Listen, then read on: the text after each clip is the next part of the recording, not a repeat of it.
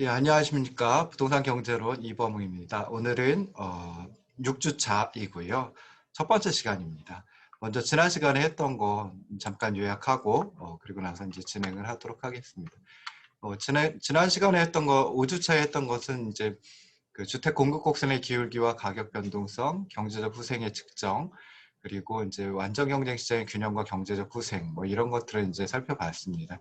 뭐 그에 앞서서 이제 수요 공급 모형에서 비교 정책 분석에 대해서 살펴봤었죠. 그래서 가격 이외의 변수 중에 하나 이상이 변화하면 그때 수요 곡선 또는 공급 곡선이 이동하고 균형이 변화를 하게 됩니다. 이때 애초의 균형과 새로운 균형을 비교하는 것을 수요 공급 모형에서의 비교 정책 분석이다라고 얘기를 합니다.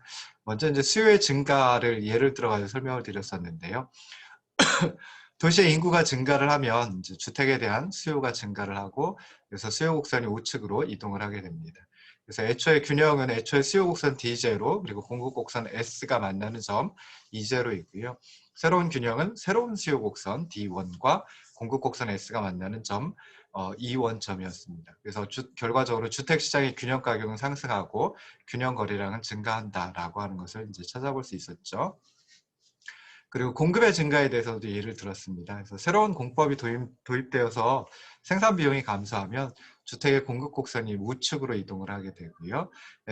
그럴 때 이제 애초의 균형은 수요 곡선 D와 애초의 공급 곡선 S0가 만나는 점 E0이고 새로운 균형은 수요 곡선 D와 새로운 공급 곡선 S1이 만나는 점 E1이었습니다. 그래서 결국 애초의 균형과 새로운 균형을 비교해 보면 주택 시장의 균형 가격은 하락하고 균형 거래량은 증가한다라고 하는 결과를 찾아볼 수 있었죠. 그래서 이렇게 이제 수요 곡선, 공급 곡선이 이동할 경우에 나타날 수 있는 8가지 결과들에 대해서 22쪽의 표에 정리를 해가지고 소개를 해놨습니다.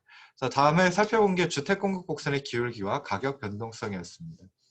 주택 시장에서 수요가 증가해가지고 가격이 상승할 때 공급량이 신축적으로 증가하면 가격 상승은 소폭에 그치고 만다라고 하는 거 이제 생각을 했었죠. 그렇지만 이제 공급이 원활하지 못하면 가격은 훨씬 더 큰 폭으로 상승한다라고 하는 것까지 생각을 해봤습니다. 이럴 때 이제 공급의 가격 탄력성이라는 개념을 가지고 했었는데요. 가격 변화에 대한 공급량의 반응을 공급의 가격 탄력성이다라고 얘기를 하고요.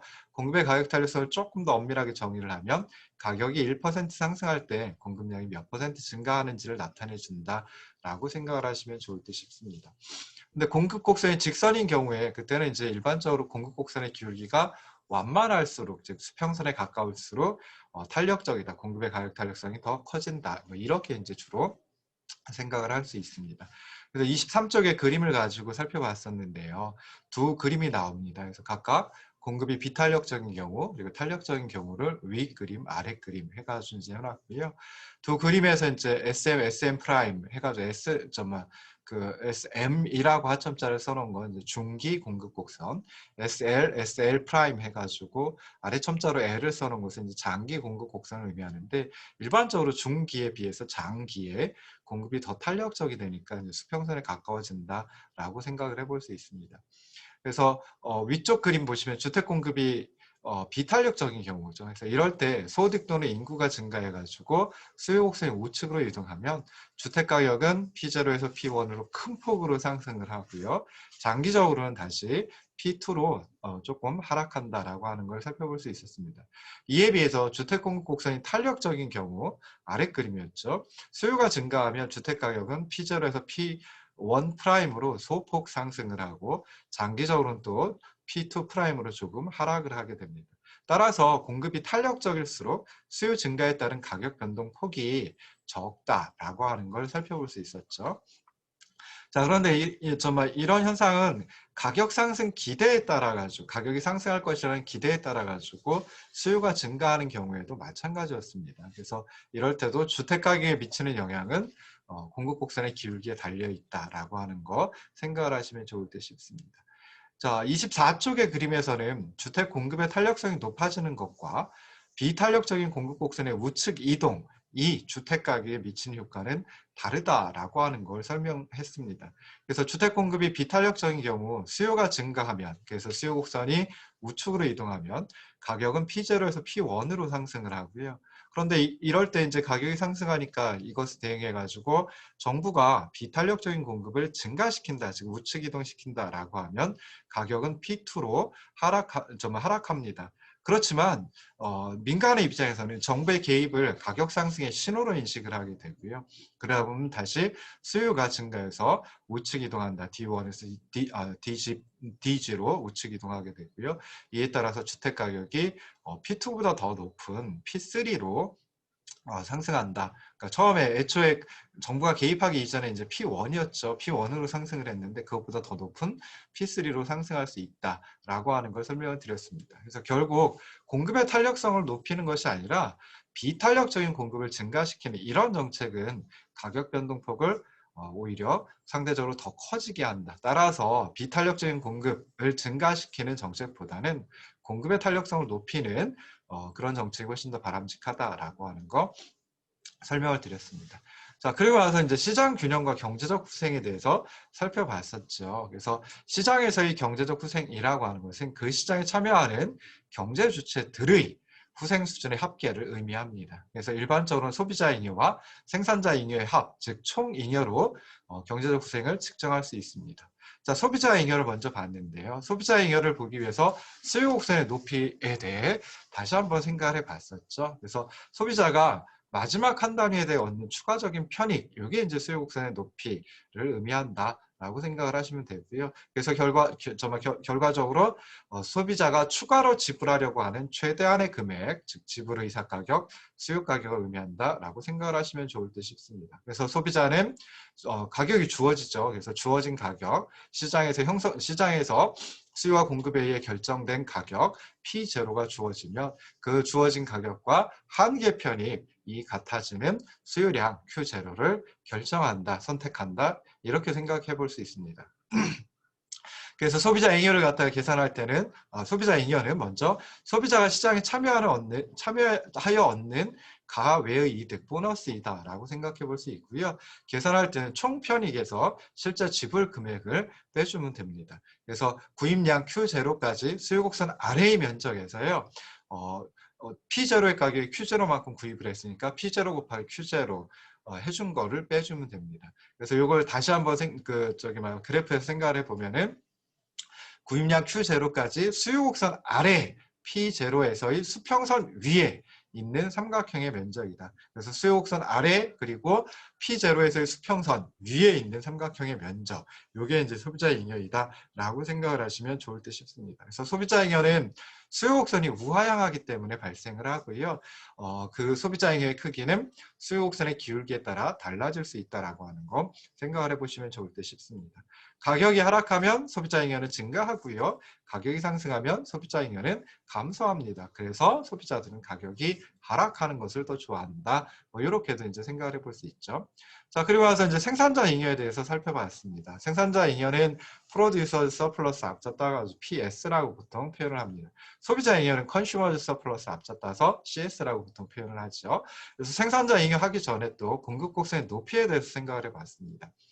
그래서 공급 곡선의 높이는 생산자가 마지막 한 단위를 생산하기 위해 소요하는 추가적인 비용, 즉 한계 비용, MC를 의미한다. 그래서 추가로 지불받으려고 하는 최소한의 금액이다, 즉 공급 가격이다 라고 하는 거 생각을 해봤습니다. 그래서 생산자는 가격이 주어진 가격 P0와 한계 비용이 같아지는 공급량 Q0를 결정한다. 뭐 이렇게 이제 생각을 해볼 수 있었죠.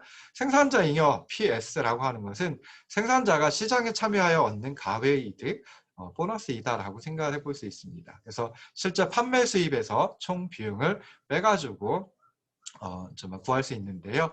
판매 수입은 P0의 가격이 Q0만큼 판매를 했으니까 P0 곱하기 Q0가 되고요. 총 비용은 공급량 Q0까지 공급 곡선 아래에 있는 면적으로 살펴볼 수 있습니다. 그래서 그래프에서 찾아내실 때는 공급량 Q0까지 P0에서의 수평선 아래 그리고 공급 곡선 위에 있는 삼각형의 면적이 생산자 잉여이다 라고 생각을 하시면 좋을 듯 싶습니다. 생산자 잉여는 공급 곡선이 우상향하기 때문에 발생한다라고 생각해 볼 수 있습니다. 그래서 생산자 잉여의 크기는 공급 곡선의 기울기에 따라 달라진다라고 하는 것까지도 염두에 두시면 좋을 듯 싶습니다.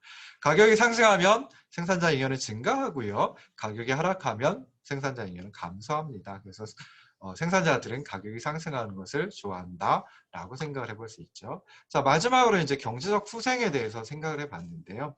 경제적 후생은 총잉여, 토털 서플러스, TS라고 이제 줄여서 얘기를 합니다. 그래서 총잉여로 측정을 해볼 수 있는데, 총잉여는 시장에 참여하는 경제 주체들이 그 시장에서 얻는 경제적 후생을 의미한다. 그래서 소비자 잉여와 생산자 잉여의 합이다라고 생각해 볼 수 있습니다. 근데 소비자 잉여와 생산자 잉여의 합이다라고 했을 때 소비자 잉여는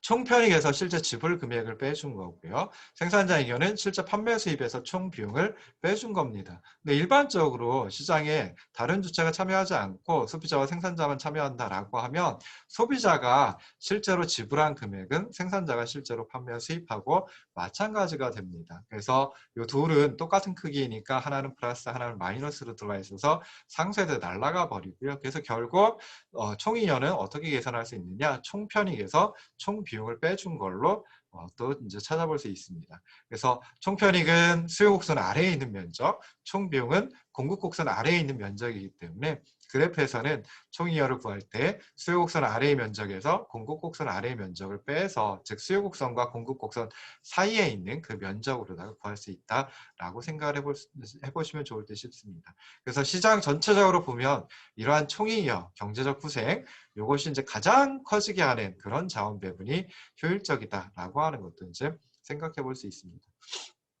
자, 완전 경쟁 시장의 균형, 그리고 그때의 경제적 고생은 어떨까, 뭐 이런 거에 대해서 이제 27쪽 그림을 통해 가지고 생각을 해봤습니다. 그래서 경쟁 시장의 균형은 자원 배분의 효율성을 달성한다라고 하는 걸 후생 경제학의 제일 정리라고 얘기를 했죠. 그래서 27쪽의 그림 보시면은 거래량이 균형 거래량 Q0보다 더 큰 경우, 즉 Q1의 경우에 그때는 이제 총편익은 수요곡선 아래에 있는 면적, 총비용은 공급곡선 아래에 있는 면적이니까 총편익은 사각형 OGBQ1 그리고 총비용은 사각형 OFAQ1으로 생각해 볼 수 있습니다. 그래서 결국 총잉여는 삼각형 FG20에서 삼각형 E0AB를 빼준 크기가 되고요.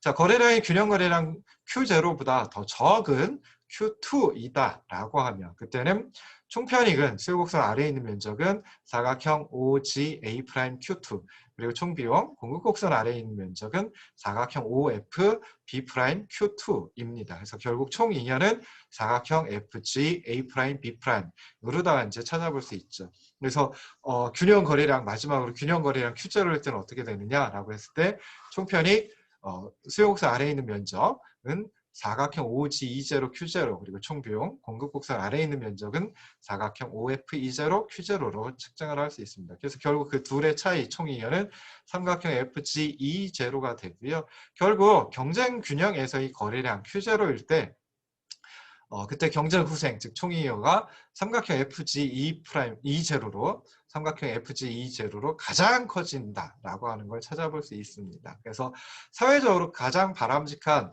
생산량, 그리고 그만큼 소비되는 양, 그리고 그만큼 거래가 되는 양, 그게 바로 경쟁시장의 균형에서의 거래량 Q0이다라고 생각해 볼 수 있습니다. 그리고 그 Q0일 때는 수요곡선의 높이 한계 편익과요, 공급곡선의 높이 한계 비용이 일치합니다. 그래서 한계 편익과 한계 비용이 일치하면 사회적으로 가장 바람직한, 즉 총잉여가 극대화되는, 경제적 후생이 극대화되는 생산량 수준이다라고 생각을 하시면 좋을 듯 싶습니다. 그래서 지난 시간에 여기까지 나갔고요. 그리고 나서 이제 이번 시간 진도를 나가도록 할 텐데요. 이번 시간에 이제 부동산 거래세 부과의 경제적 효과에 대해서 먼저 설명을 드리도록 하겠습니다. 지난 5주차 두 번째 시간 말미에 조세에 대해서 이제 설명을 조금 드렸었습니다. 그래서 그걸 정말 기초로 그거 뭐 혹시 잘 기억이 안 나시면 다시 한번 들어보세요. 그리고 나서 이제 오늘 두 번째 강의안을 띄워놓고 다시 한번 살펴보도록 하겠습니다. 28쪽에 나와 있습니다. 그래서 부동산 거래세를 부과한다라고 했을 때 경제조건은 어떨까라고 하는 것인데요. 정부가 시장에서 거래되는 재화에 대해 조세를 부과하면 가격과 거래량이 변화를 합니다. 그리고 조세 부담이 소비자와 생산자에게 배분이 된다라고 생각해 볼 수 있습니다. 그래서 이렇게 조세를 실질적으로 부담하는 것을 조세의 귀착이다. 뭐 이렇게 이제 얘기를 합니다. 또한 조세를 부과하면 전체적으로 경제적 후생, 총이여가 감소를 합니다. 이게 일반적인 현상이에요. 그래서 이러한 부분을 갖다가 총이여가 줄어드는 크기를 갖다가 조세의 초과 부담이다라고 얘기를 합니다. 나중에 다시 한번 살펴보겠지만은 소비자가 부담하고 생산자가 부담했는데 정부의 조세 수입으로 연결이 되지 않는 크기, 소비자의 부담과 생산자의 부담을 합쳐놓은 것이 정부의 조세 수입을 초과하는 그 크기를 갖다가 조세의 초과 부담, excess burden이라고 이제 얘기를 합니다. 자, 신축 주택 거래에 대해서 일정에게 거래세가 부과되는 경우, 그러니까 종량세 형태로 조세가 부과되는 겁니다. 그래서 단위당 세액 얼마 이런 식으로 이제 거래세가 부과되는 경우 거래세 부과의 경제적 효과를 비교 정태 분석을 통해서 한번 살펴보려고 합니다. 자, 부동산 거래세는 수요자에게 부과될 수 있고 공급자에게 부과될 수도 있습니다. 그래서 먼저 이제 수요 측면에 대해서 부동산 거래세가 부과되었을 때 경제적 효과에 대해서 살펴보도록 하겠습니다. 신축 주택 시장의 수요 측면, 즉 소비자나 수요자에 대해서 단위당 T1의 단위당 세액 T1의 거래세를 부과하면 자, 당연히 이제 수요에 영향을 미친다라고 생각을 해볼 수 있죠. 그래서 그 맨큐에 수요 공급 모형에서 비교 형태 분석하는 세 가지 단계가 있죠. 첫 번째 단계에서는 수요에 영향을 미치는지 공급에 영향을 미치는지 또는 수요 공급 모두에 영향을 미치는지 판별을 하고요. 두 번째 단계에서는 수요에 영향을 미친다라고 하면 수요에 어떤 영향을 미칠까? 수요를 증가시킬까? 감소시킬까? 공급에 영향을 미친다면 공급을 증가시킬까? 감소시킬까? 뭐 이런 걸 이제 판별하는 게 두 번째 단계였고요. 마지막 세 번째 단계에서는 이제 그림을 그려서 균형이 어떻게 변화하는지, 즉 균형 가격은 어떻게 변화하고 균형 거래량은 어떻게 변화하는지 찾아보는 게 맨큐가 제시한 세 가지 분석 단계입니다. 세 단계, 분석의 3단계입니다. 그래서 수요 측면에 거래세가 부과된다라고 하면 당연히 수요에 영향을 미치겠죠. 첫 번째 단계 보면. 두 번째 단계, 그럼 수요에 어떤 영향을 미칠까라고 했을 때 살펴보면요. 자, 각 수량 수준에서 소비자들이 지불하려고 하는 최대한의 금액이 적어진다라고 생각을 해볼 수 있습니다. 예를 들어가지고 빵의 가격이 1,000원이, 빵 마지막 한 단위 소비했을 때 얻게 되는 추가적인 편익, 한 개 편익이 1,000원만큼이에요.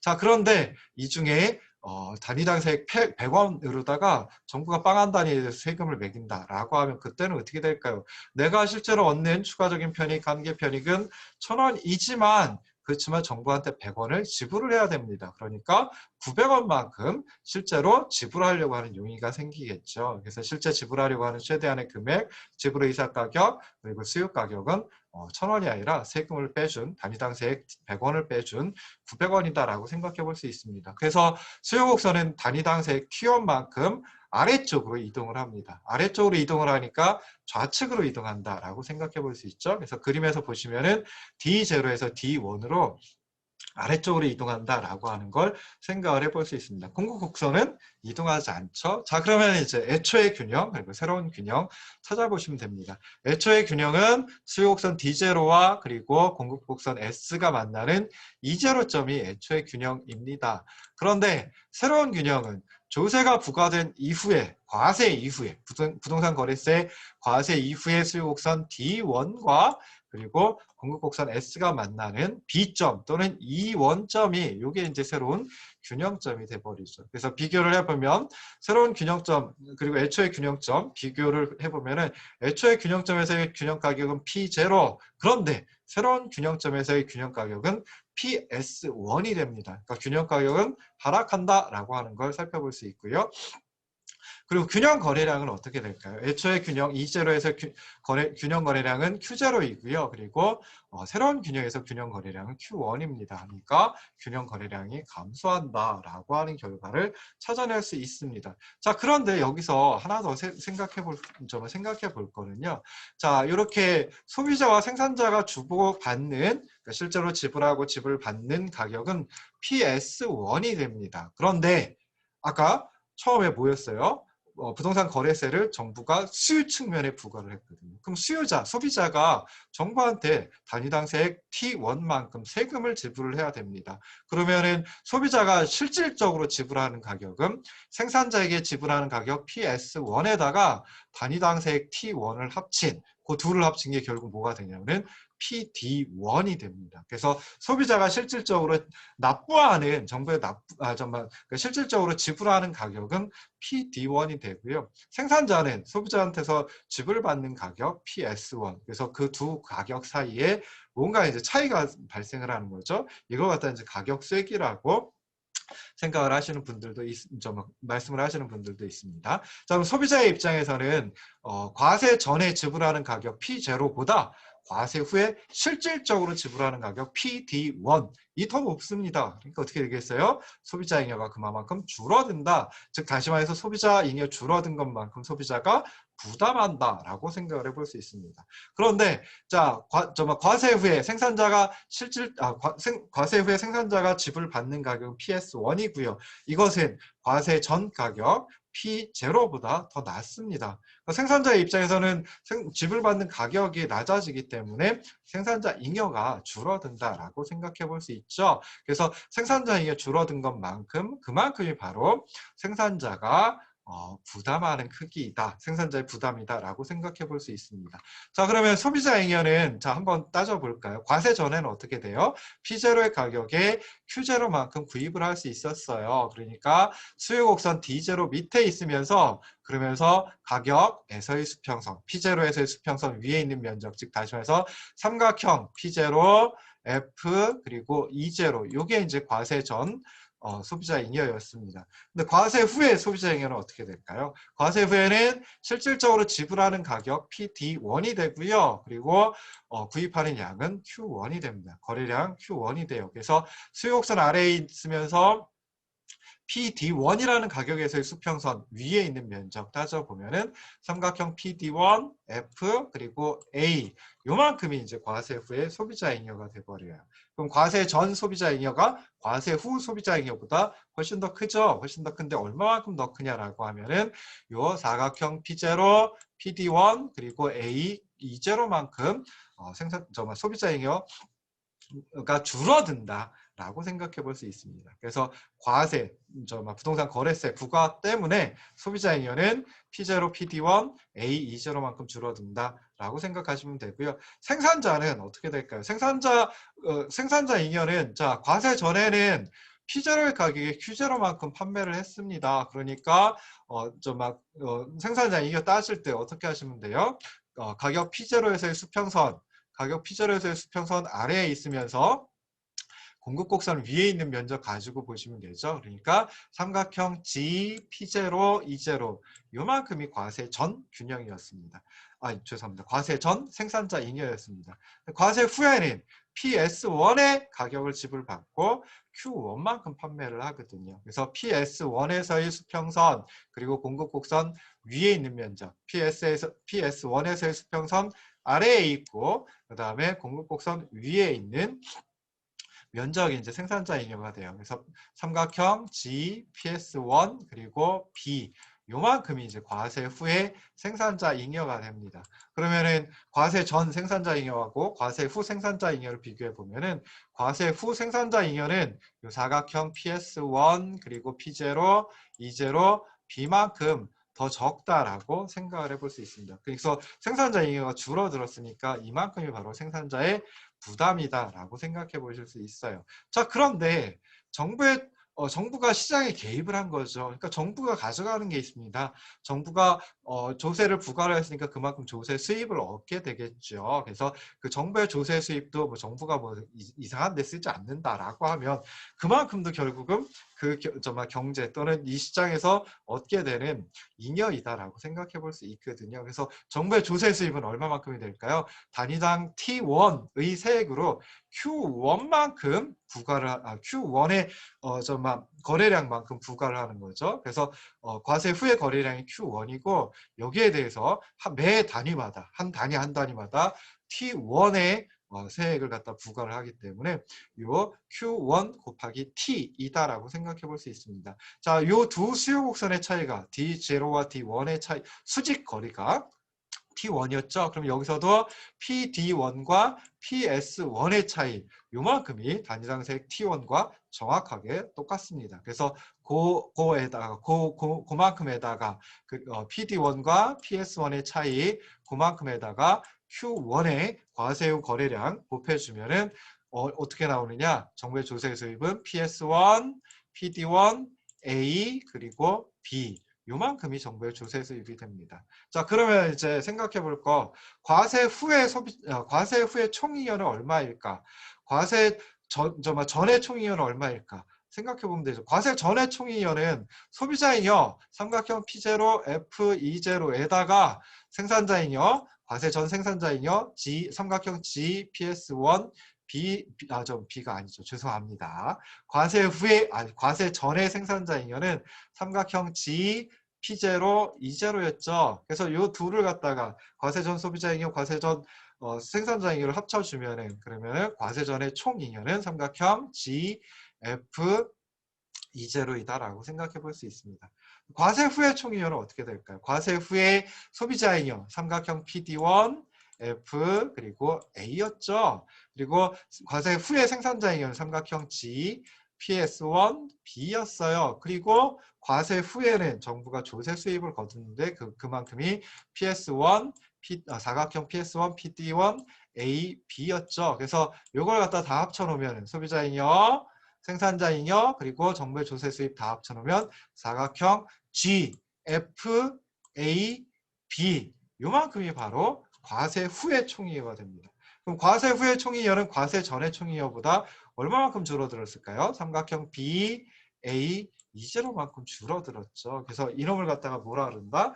조세 초과 부담이라고 얘기를 합니다. 그래서 조세 초과 부담 그만큼 과세로 인해 부동산 거래세 부과로 인해서 총이익가 그 시장에서 얻을 수 있는 경제적 수익 총이익가 줄어들었다라고 해가지고 그만큼을 초과 부담이라고 얘기를 하는데요. 자, 아까 소비자의 조세 부담은 얼마만큼이라고 그랬어요.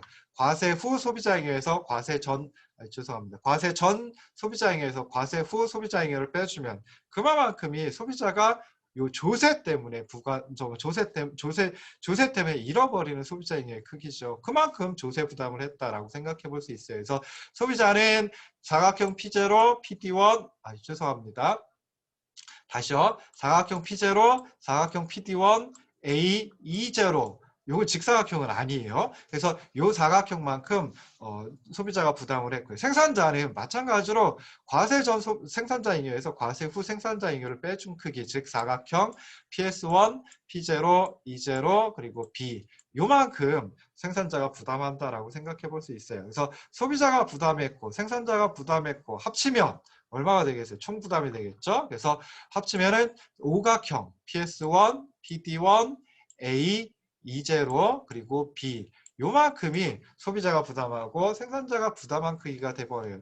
근데 정부의 조세 수입은 얼마만큼이 가나요? 사각형 PS1, PD1, A 그리고 B만큼만 가버립니다. 그래서 나머지 소비자가 부담했고 생산자가 부담했는데 정부의 조세 수입으로 흘러가지 않은 부분 그만큼이 바로 뭐가 되냐? 삼각형 B, A, E0가 된다. 그래서 요만큼을 갖다 뭐라 그러냐? 초과 부담이라고 얘기를 합니다. 자, 요 조세 초과 부담은 결국 그만큼 경제적 수익이 감소된다라고 생각해 볼 수 있는데요. 이 크기를 처음에 이제 하버거라고 하는 학자가 정말 제시를 했습니다. 그래서 요놈을 갖다가 이 삼각형이죠. 그래서 하버거의 삼각형이다라고 얘기를 하기도 하고요. 자, 이만큼은 손실이 그냥 조세 때문에 발생을 하는 거거든요. 그래서 자중 손실이라고 하는 표현, 영어로는 deadweight loss라고 이제 얘기를 합니다. 그래서 그런 식으로 이제 얘기를 하기도 해요. 자, 그래서 이렇게 보시면은 이 마지막에 자, 조세가 부과되면 삼각형 BA20만큼 경제적 구생, 총이여가 감소를 한다. 그래서 이 크기를 조세의 초과 부담이라고 얘기를 하고, 다른 말로는 자중 손실 또는 뭐 사중적 손실이라고 번역을 하신 분도 있고요. 하버거라는 학자 이름을 따서 하버거의 삼각형이라고 한다. 그래서 결국 조세 부과는 신축 주택 시장을 왜곡을 시켜버립니다. 그래서 경제적 자원을 비효율적으로 배분하게 만들고, 그래서 이런 이유 때문에 조세의 초과 부담을 효율성 비용, 후생 비용이라고 하기도 한다라고 하는 것까지 설명을 드리고 잠깐 쉬었다가 다시 돌아오도록 하겠습니다.